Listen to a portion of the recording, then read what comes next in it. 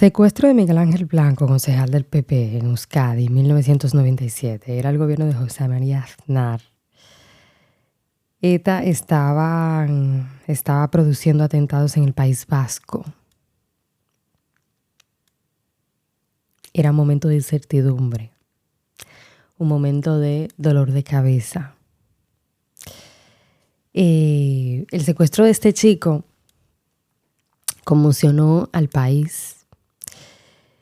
Mucha gente lo hizo suyo, mucha gente sufrió este secuestro. Era un chico joven de 29 años. Él era de la localidad de Ermua, en Vizcaya. Era afiliado al PP desde el año 1995.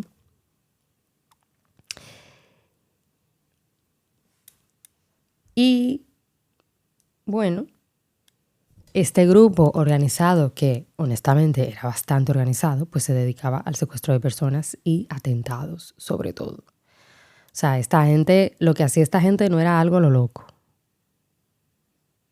Lo que hacía esta gente era algo bien pensado, bien organizado. No era una cosa que un día se levantan y dicen, oye, mira, güey, vamos a secuestrar a fulano de tal. No, era algo pensado y organizado.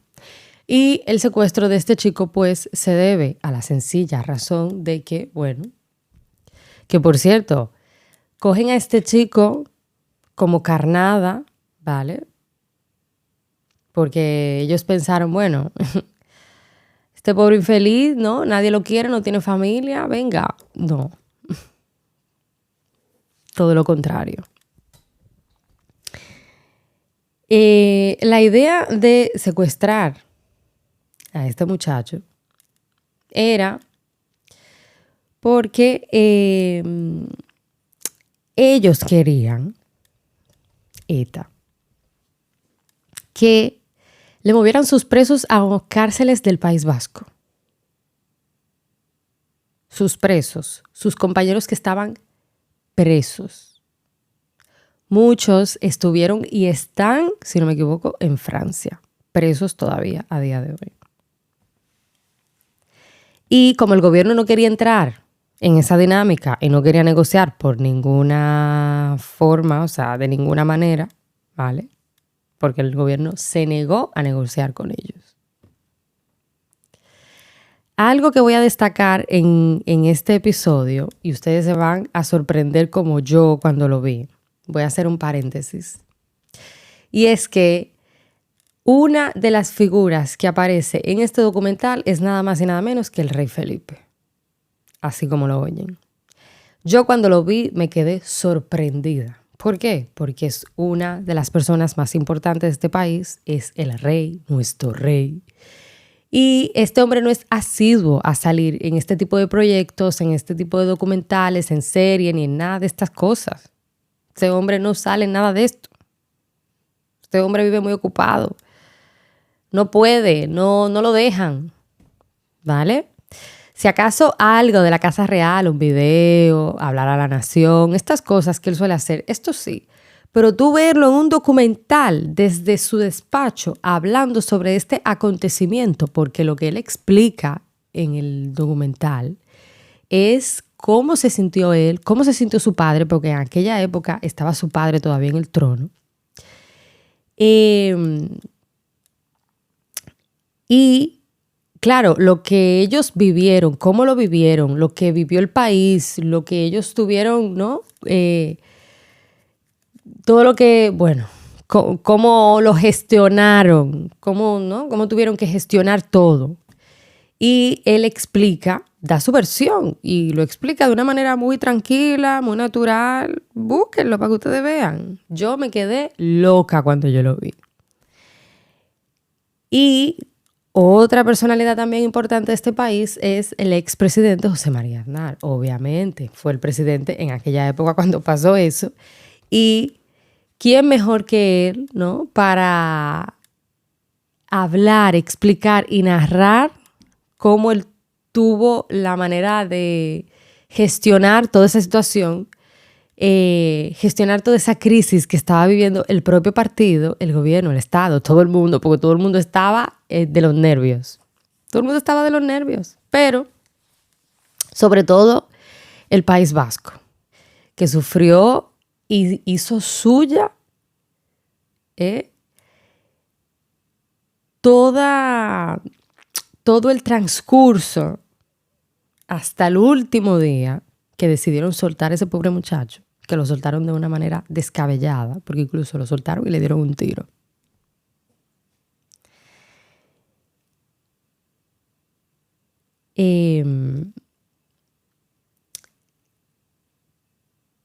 Para las personas que están escuchando este episodio, o los que van a escuchar este episodio, ya no tanto la gente de aquí, porque las personas de aquí, sobre todo las personas de edades a partir de los 40 años, saben de lo que yo les estoy hablando. Y seguramente muchos han tenido y tuvieron que vivir aquella época de incertidumbre y de dolor de cabeza. Pero para las personas que me escuchan de fuera, de otros países, busquen este grupo terrorista llamado ETA para que ustedes vean de lo que yo les estoy hablando. O sea, eran personas que no se andaban con juegos, eran personas que lo que decían lo cumplían. Y si tenían un objetivo, fulano, hay que llevarlo. Se lo llevaban y no había para nadie. Era gente que vivía camuflajeada entre las personas. El que tú menos creías era del grupo. El que tú menos creías pertenecía a ese grupo terrorista. Tenían ojos en todas partes.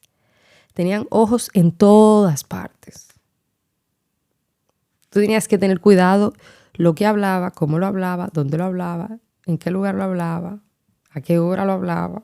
Todo. O sea, tenían el País Vasco controlado. Y el secuestro de este chico era la noticia de cada día. Todos los noticieros españoles eran con esa noticia desde que tú te levantabas hasta que tú te acostabas. Mucha gente lo sufrió.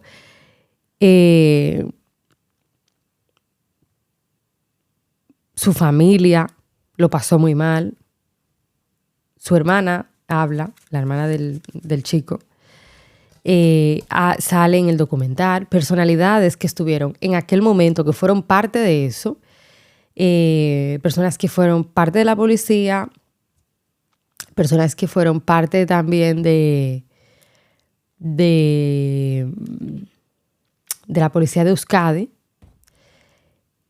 dan su versión, porque, muchas de esas personas que estuvieron en esa época ya son personas retiradas. Entonces, ¿qué más que ellos, no? Para explicar, para narrar en primera persona, igual que el expresidente José María Aznar, que decir lo que ellos tuvieron que vivir, cómo lo gestionaron y cómo pudieron sobrellevar toda esa situación. Fueron muchos días de incertidumbre.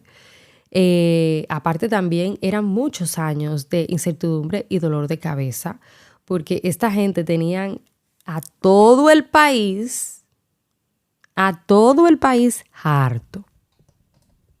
país harto. Lo último que a mí me contaron hace ya un par de años es que ellos pusieron una bomba en un supermercado que hay aquí llamado el Hipercor, que justo al lado del Hipercor hay un outlet del Corte Inglés, si no me equivoco. Está aquí, cerca de mi casa.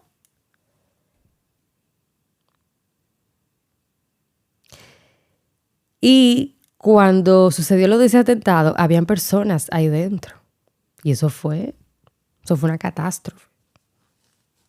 Eso fue, un desastre. Entonces, ¿por qué yo les estoy contando esto? Porque era gente que no se andaba con juegos. Eran personas que literalmente estaban organizadas. Todo lo que hacían era totalmente pensado. Totalmente pensado. Y lo más llamativo,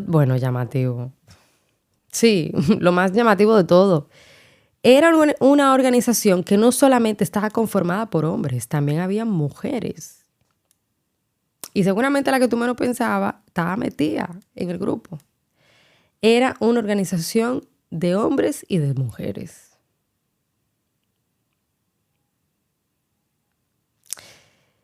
Y como ustedes comprenderán, a raíz de este secuestro, pues el país y tanto el País Vasco, el país de España y el País Vasco, quedó marcado por este secuestro y por muchísimas cosas que hizo esta gente.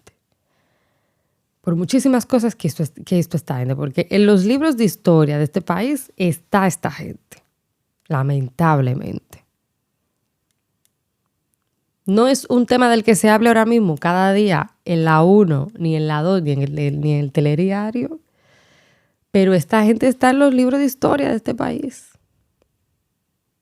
De las épocas más difíciles que ha vivido este país, me atrevo a decir. O sea, lo que está pasando ahora con el tema de la inmigración, que Pedro Sánchez está cargando el país. Iba a decir otra cosa. Iba a decir Perro Sánchez. Que Pedrito se está cargando el país, que la inmigración nos está comiendo. O sea, esto que está pasando hoy en día, con lo que estamos lidiando, con el tema migratorio, es una chambra delante de lo que realmente vivió y vivieron muchísimas personas en aquella época, en la época de los 90.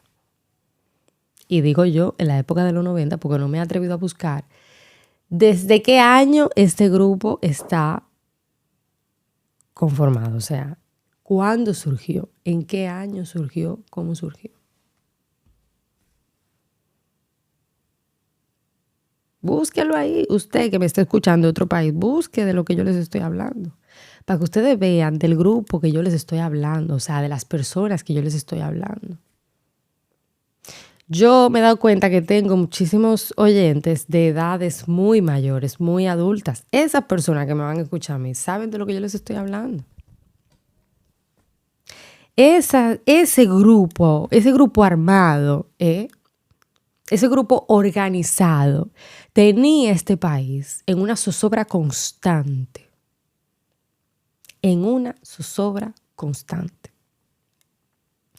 Tanto así, que eso era atentado y atentado vienen y atentado van, atentado vienen y atentado van. Y la gente aquí estaba harta. Han habido, no sé si en YouTube habrán unos cuantos, pero sobre todo en Netflix. He visto ya varios proyectos realizados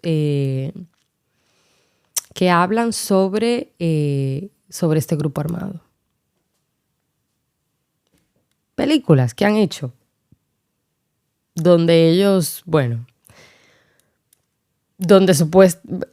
a ver, la realidad supera la ficción.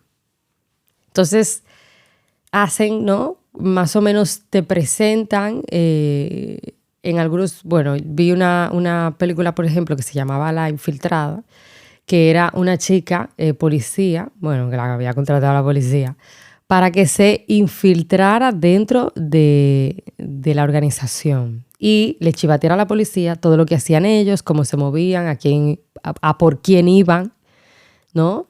Lo que hacían, lo que dejaban de hacer, ¿vale?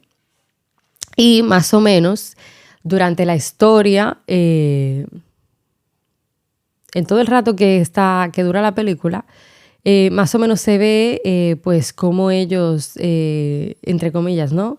Trabajan, se manejan, se desenvuelven, de quién se fían, de quién no se fían. Y etc.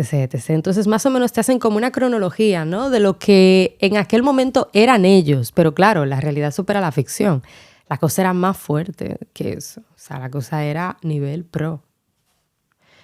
Ellos en un momento dado intentaron ir contra, bueno, ir en un momento dado, no, siempre fueron enemigos del gobierno, del Estado, de todo el mundo. Yo creo que eran en aquella época el enemigo número uno de este país.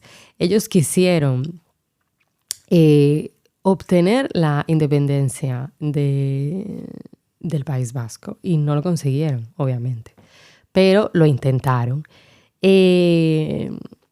Cuando aquí en Cataluña se intentó ir a por la independencia, una de las cosas más comunes que hicieron, sobre todo en el centro, era quemar los tanques de basura, quemar cosas en medio de la calle, pelear con la policía cuando la policía intentaba ir a por ellos y destrozar los locales y los comercios en el centro de la ciudad. Hasta ahí llegamos, y me incluyo yo porque vivo aquí.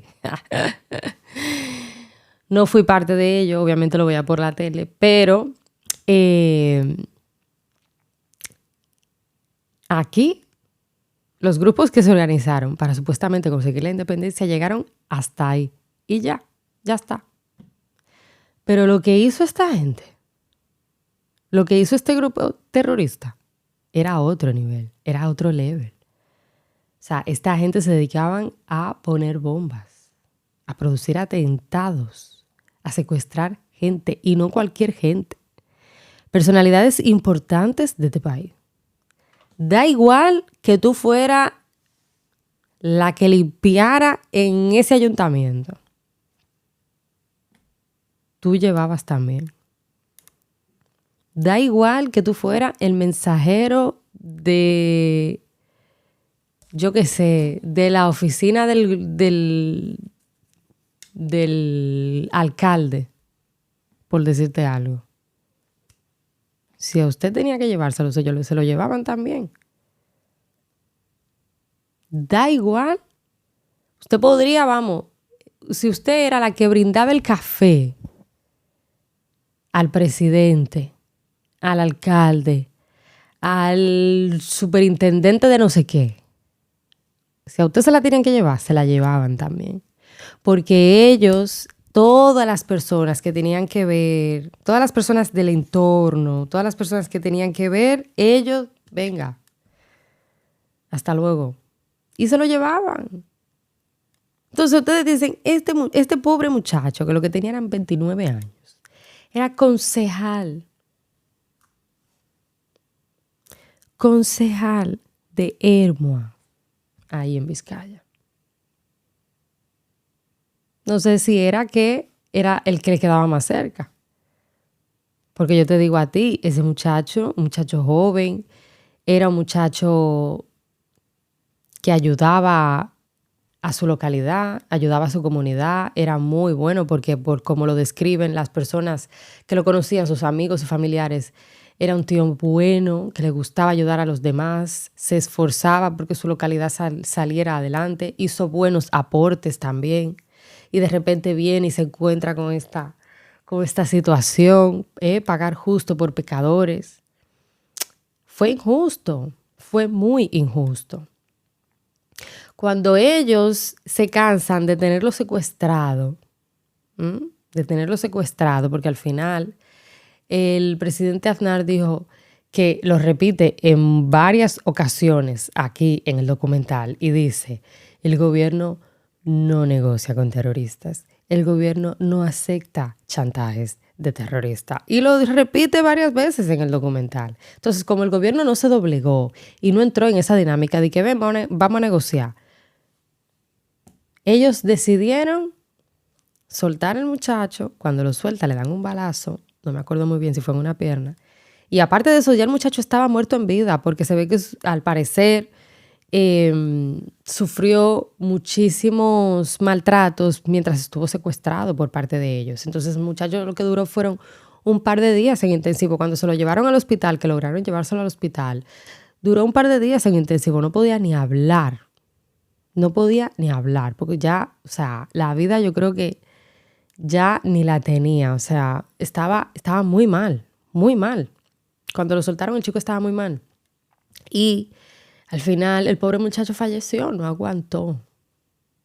Fueron muchos días de sufrimiento y de maltrato y de tortura mientras estuvo secuestrado.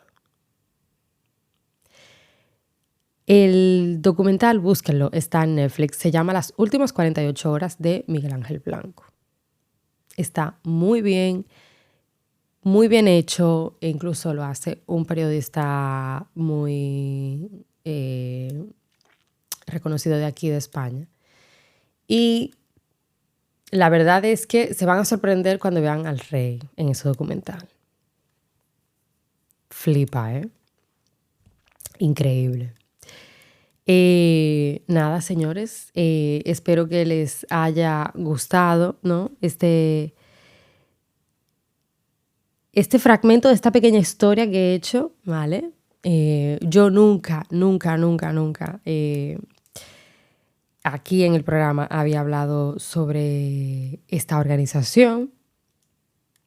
Sin embargo, he visto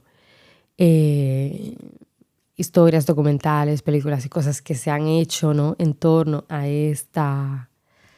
todo lo que fue, ¿no? Esta organización. Pero la verdad es que esta historia de este chico a mí me conmovió mucho. Y claro, ver al rey ahí en primera plana, la verdad que me sorprendió mucho más. Si les ha gustado este audio, recordar, por favor, darle like y compartirlo. Y claro, cómo no, Intravox está en todas las plataformas. Nos pueden buscar en Google. Muchísimas personas nos han buscado en la web. De verdad, muchas gracias. Y también les quiero mandar un abrazo fuerte a toda mi gente de Estados Unidos. Seguramente mucha gente hispanoparlante nos escucha. De verdad, estoy muy agradecida porque el programa está llegando tan lejos. Y a otros países también de aquí de Europa. Y un beso grande a toda mi gente de aquí de España, que me escucha mucha gente. De verdad, muchas gracias. Así que nada, espero que les haya gustado esto. Los quiero, los adoro, sin miedo al éxito. Chao, chao.